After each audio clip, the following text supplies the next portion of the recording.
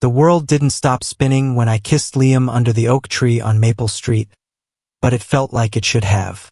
The air was thick with summer heat, and the whispers of passers-by cut sharper than any knife. I was 22, reckless, and in love, but to them, I was a scandal, a sickness, a stain on their pristine town of Willow Creek, Oregon. I'd grown up here, where the Willamette River carved lazy curves through fields of green, and everyone knew your name and your business. My name was Ethan Caldwell, the kid who once won the county fair's pie-eating contest. But now, at 22, I was the guy who dared to love another man. Liam Harper, with his easy laugh and painter's hands, had moved to town a year ago, and we'd been inseparable since the day he spilled coffee on my sketchbook at the local diner. But Willow Creek wasn't ready for us.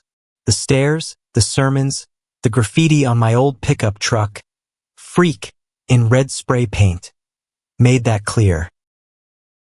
I'd always wanted to be a writer. Stories were my escape, my way of making sense of a world that didn't make sense to me.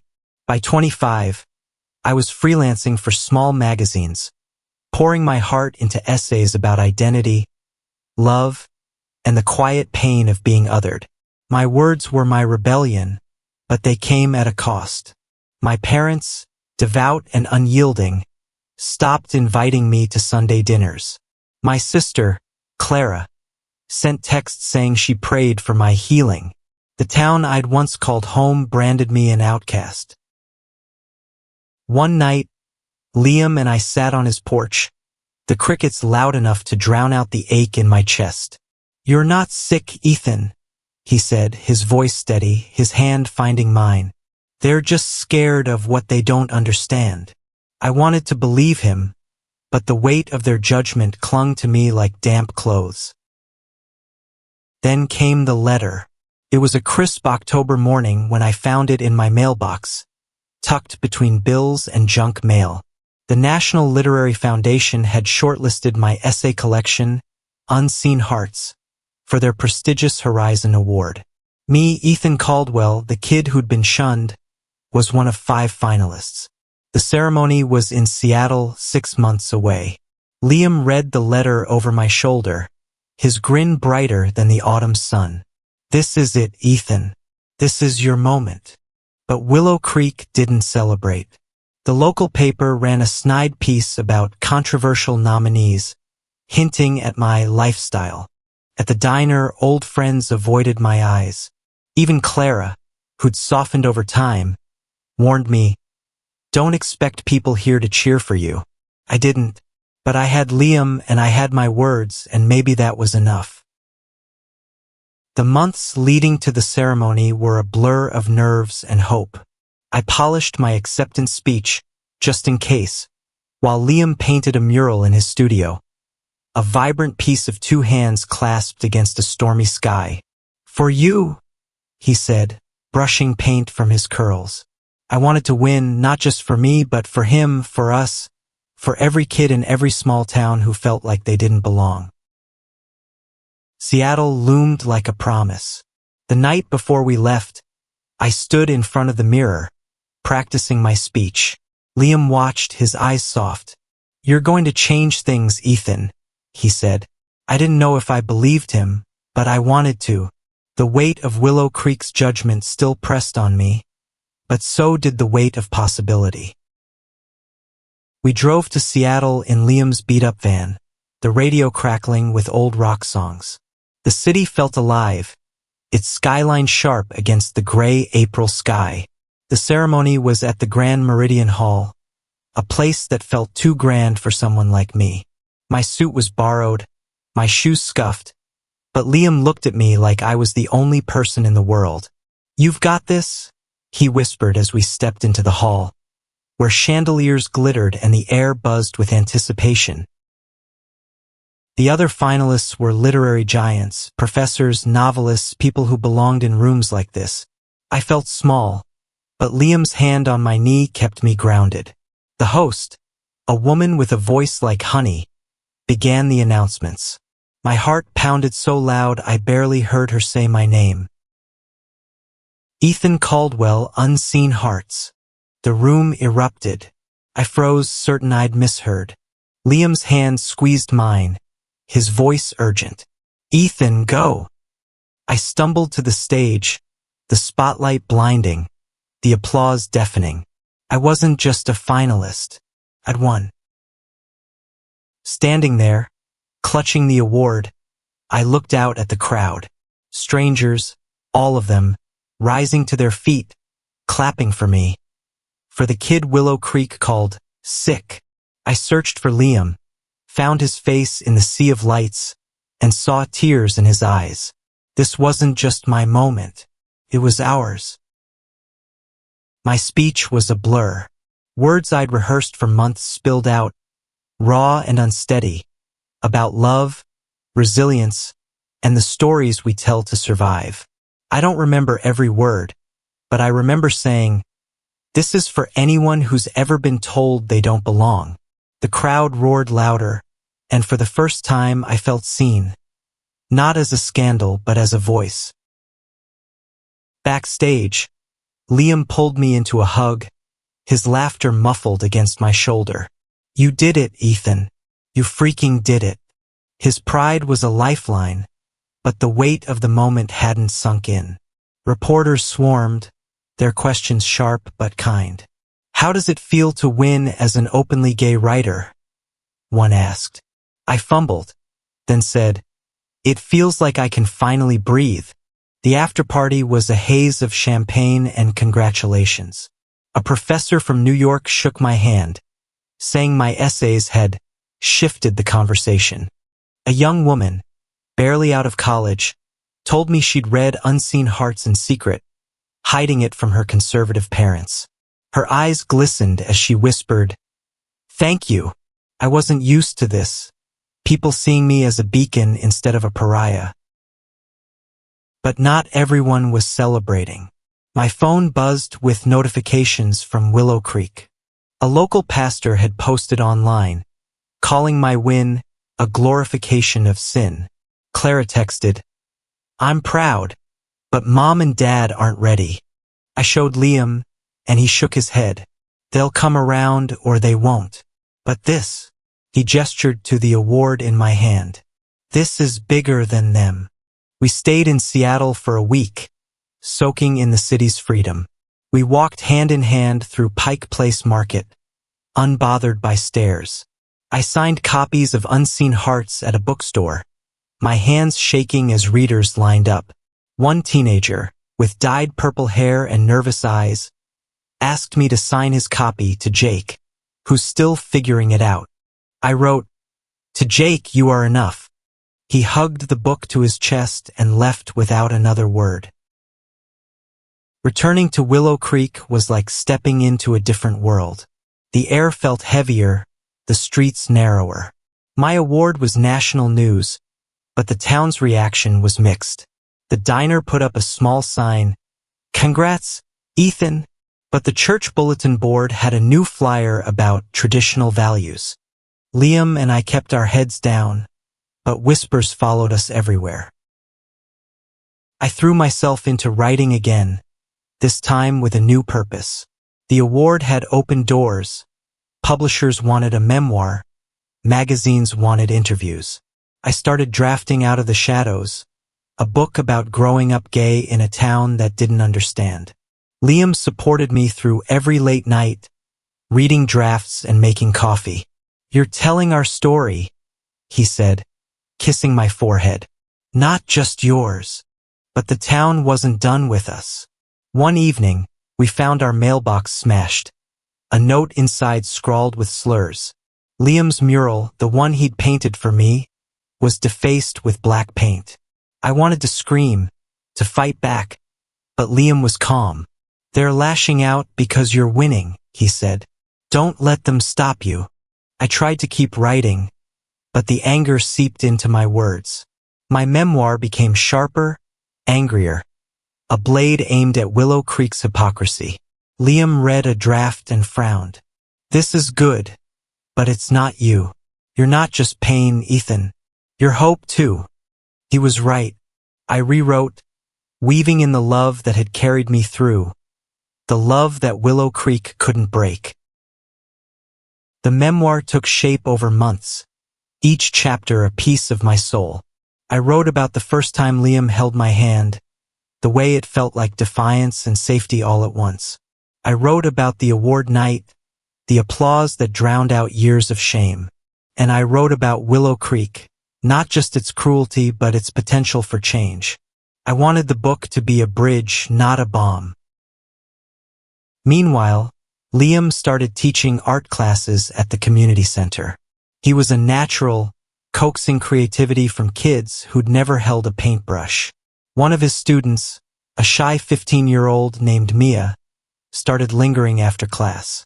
She'd seen my book in the library and asked Liam about it. "Is it true you and Ethan are together?" she whispered one day.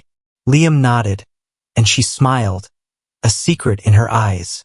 "I think I might be like you," she said. Liam told me later, his voice thick with emotion. "We're making a difference, Ethan, even here." But change was slow. The town council debated banning my book from the library, calling it inappropriate. A small group of supporters, mostly young people and a few allies, showed up to protest. Clara was there, holding a sign that read, "Love is love." When I saw her, I nearly cried. "I'm trying, Ethan," she said, hugging me. "I'm trying to understand." The debate ended with the book staying on the shelves, a small victory. But the backlash grew. Our tires were slashed one night, and Liam's classes started losing students. Parents pulled their kids, citing concerns. Liam shrugged it off, but I saw the hurt in his eyes. "We're not giving up," he said, but his voice wavered. I poured my frustration into the memoir's final chapters. I wrote about Mia, about Clara, about the flickers of hope in a town steeped in fear. The manuscript was nearly done when I got a call from my agent. A major publisher wanted Out of the Shadows. They called it raw, vital, a voice for a generation. I was stunned. Liam threw a small party in our backyard, stringing fairy lights and inviting the few friends we had left in town. Mia came, bringing a drawing she'd made of two hands clasped, a nod to Liam's mural. "For both of you," she said. As the book's release date neared, tension in Willow Creek spiked. A local radio host called me a disgrace on air. Flyers appeared, urging a boycott. But there were also letters, quiet, handwritten notes from readers who'd found my essays online. One, from a teenager in Idaho, said, "Your words make me feel less alone." I kept that letter on my desk, a reminder of why I kept going. The release day was chaos. The local bookstore, run by a kind woman named Helen, hosted a signing. A small crowd gathered, some supportive, some curious, a few hostile. A man in a trucker hat shouted, "Go back to Seattle." Helen shut him down, her voice firm. "This is Ethan's home, too." I signed books until my hand cramped, each signature a small act of defiance. Liam stood by me, his presence steady. When the crowd thinned, he leaned in and whispered, "You're changing the world, one book at a time." I wanted to believe him, but the weight of Willow Creek's anger still loomed. Out of the Shadows hit the bestseller list a week after release. My phone wouldn't stop buzzing, interviews, podcasts, invitations to speak. I was overwhelmed, but Liam kept me grounded. "This is what you were meant to do," he said, kissing me in our tiny kitchen. For the first time, I started to believe him. But Willow Creek wasn't done fighting. The church organized a family values rally, and my book was their rallying cry. They didn't name me, but they didn't have to.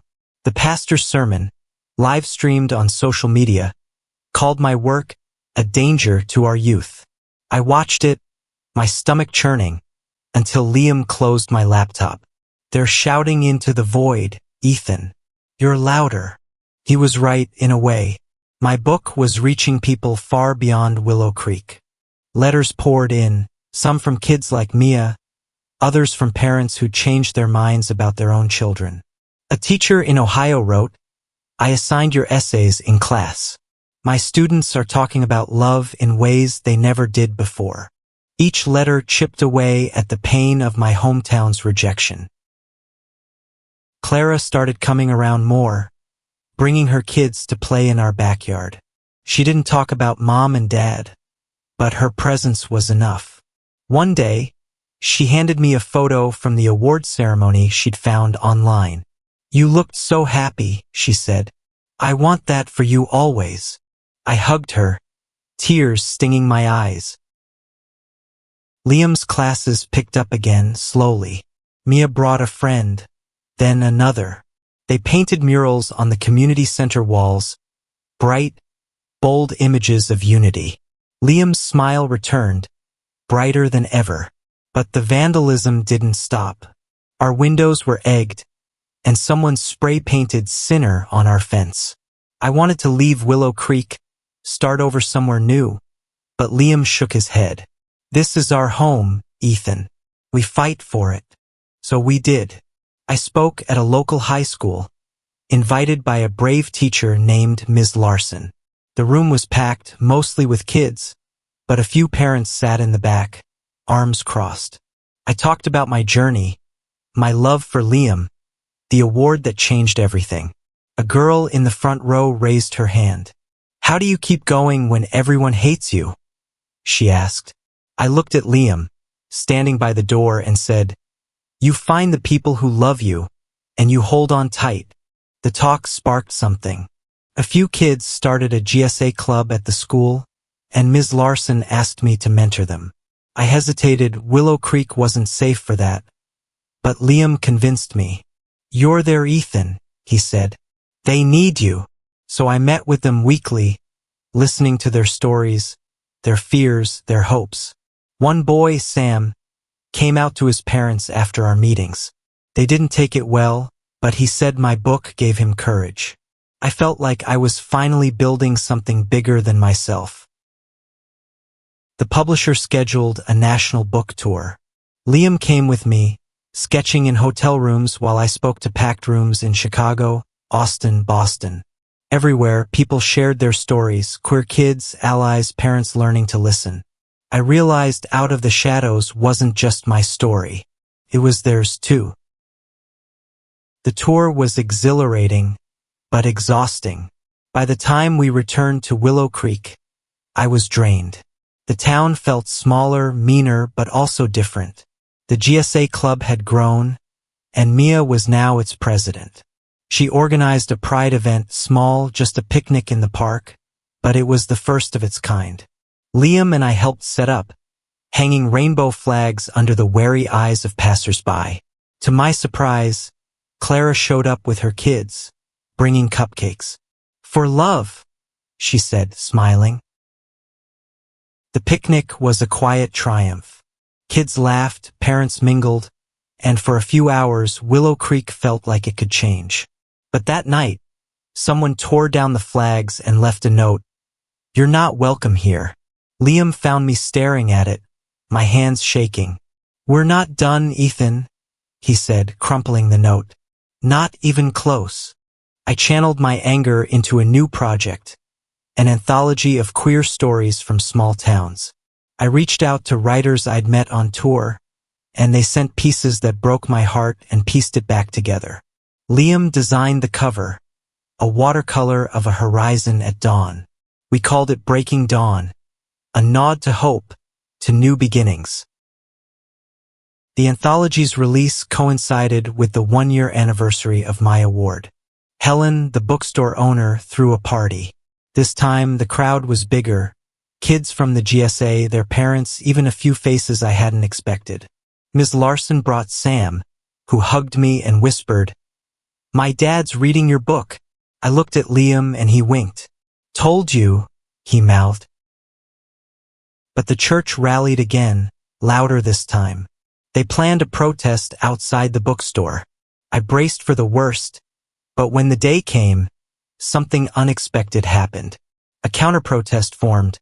Clara, Mia, Sam, Ms. Larson, and dozens of others, holding signs that read "Love Wins" and "We Stand with Ethan."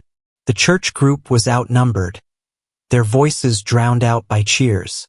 I stood with Liam, watching, my throat tight. "This is what you started," he said. The anthology sold out its first print run. Publishers called it a cultural milestone. I didn't care about the accolades. I cared about the emails from readers, the kids who saw themselves in those pages. I cared about Sam, who told me his dad apologized. I cared about Mia, who came out to her family and found acceptance. Willow Creek was changing slowly. The diner started hosting open mic nights, and I read from breaking dawn to a packed room. A few old classmates showed up, offering shy apologies. My parents didn't come, but Clara said they'd started asking about me. It wasn't much, but it was a start. 2 years after the award, I stood in front of Willow Creek's community center, now painted with a new mural Liam's design, a vibrant tapestry of faces, hands, and hearts. The town had voted to keep it, a small but seismic shift. The GSA club was thriving, and Mia was heading to college, planning to study social work. Sam's dad joined us for coffee sometimes, awkward but trying. Clara was a regular at our house, her kids calling Liam Uncle Lee. My parents reached out, finally. It was a short email, no apologies, but an invitation to dinner. I went, Liam by my side. It was stiff, quiet, but my mom hugged me before we left. "I read your book," she said. "I don't understand everything, but I'm proud. It wasn't perfect, but it was enough for now." I kept writing, speaking, mentoring. Breaking Dawn inspired a scholarship fund for queer youth, and Liam and I started a foundation to support it. We stayed in Willow Creek not because it was easy, but because it was home. The town wasn't fully ours, but it was changing, one heart at a time. The night of the mural's unveiling, I stood with Liam under the oak tree on Maple Street, where we'd first kissed. The air was cool, the stars bright. "We did this," he said, his hand in mine. I looked at the mural, at the crowd gathered, at the kids who no longer had to hide. I thought of the award, the applause, the years of pain and triumph. "I was branded sick," I said, my voice steady. "But we made them see." Liam smiled, his eyes catching the moonlight. "And they're still clapping." The Hall of the World wasn't just that auditorium in Seattle. It was every reader, every kid, every person who chose love over fear. And as I stood there with Liam, with our town slowly healing, I knew we'd won something bigger than any award. We'd won a future.